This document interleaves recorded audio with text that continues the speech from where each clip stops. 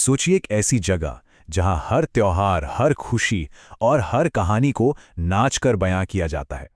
आज हम चल रहे हैं झारखंड की इसी रंगीन दुनिया में, जहां लोक नृत्य सिर्फ मनोरंजन नहीं, बल्कि वहां के लोगों की जिंदगी का, उनकी आत्मा का आईना है। देखिए, ये नृत्य सिर्फ स्टेज पर दिखाने के लिए नहीं है, ये तो वहां की जिंदगी का एक हिस्सा है। त्योहारों की रौनक बढ़ाते हैं, पूजा में श्रद्धा दिखाते हैं और रोजमर्रा की जिंदगी में घुल मिल गए हैं। यहाँ हर एक ताल एक कहानी सुनाती है और हर कदम का एक गहरा मतलब होता है। कभी सोचा है कि क्या कोई डांस असल में लड़ाई की कला भी हो सकता है? झारखंड में एक ऐसा ही डांस है जो सिर्फ कला नहीं, बल्कि एक जमाने में योद्धाओं की ट्रेनिंग का हिस्सा हुआ करता था। चलिए जानते हैं इस अनोखे नृत्य के बारे में। तो ये है छऊ, सरायकेला के योद्धाओं का नृत्य। और ये सिर्फ एक डांस नहीं है, ये एक पूरी विरासत है जिसे आज पूरी दुनिया पहचानती है। छऊ की सबसे कमाल की बात पता है क्या है? इसमें कोई गाने या डायलॉग्स होते ही नहीं है। पूरी की पूरी कहानी सिर्फ डांसर की बॉडी लैंग्वेज, उनके शानदार कॉस्ट्यूम्स और नगाड़े और शहनाई के दमदार संगीत से बयां हो जाती है। ये सच में एक जीती जागती चलती फिरती कला है।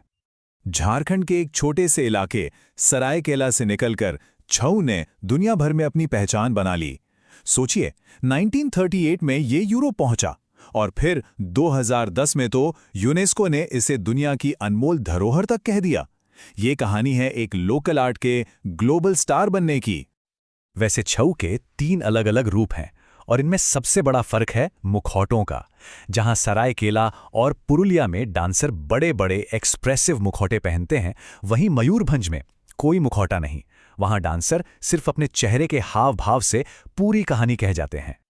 छऊ तो बस एक झलक थी। झारखंड में और भी कई नृत्य हैं जिनमें योद्धाओं वाला जोश और वीरता साफ झलकती है। ये डांस असल में ताकत और हिम्मत का एक तरह से जश्न है।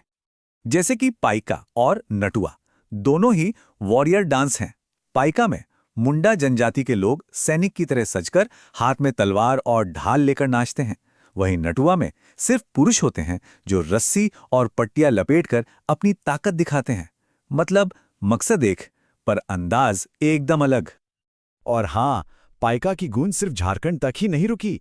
डॉक्टर रामदयाल मुंडा इसे रूस में भारत महोत्सव तक ले गए और पूरी दुनिया ने झारखंड के इस दमदार नृत्य को देखा और सराहा।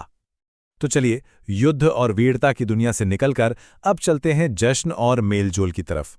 झारखंड में ऐसे कई नृत्य हैं जो त्योहारों और खुशियों के मौकों पर पूरे के पूरे समुदाय को एक साथ ले आते हैं। जब बसंत आता है ना और चारों तरफ सब कुछ खेल उठता है, तब उरांव जनजाति के लोग जदूर नृत्य करते हैं।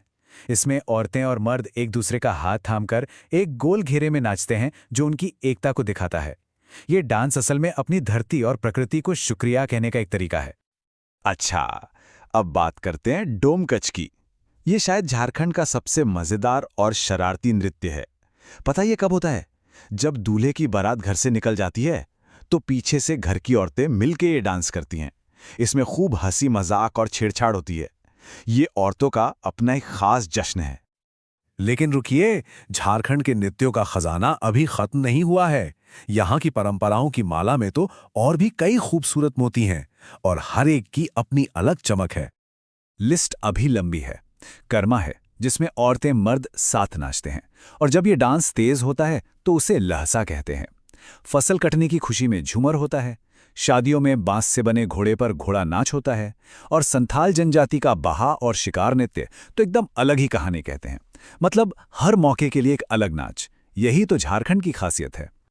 तो आखिर में झारखंड के ये नृत्य सिर्फ डांस नहीं है, ये जीती जागती कहानियां हैं। ये हमें बताती हैं कि वहां के लोग अपनी जिंदगी, अपनी जमीन और अपने रिश्तों का जश्न कैसे मनाते हैं। और ये हमें सोचने पर मजबूर करता है कि हम अपनी कहानियां कैसे कह रहे हैं। हमारी कला और हमारी परंपराएं हमारी कौन सी कहानी सुना रही हैं।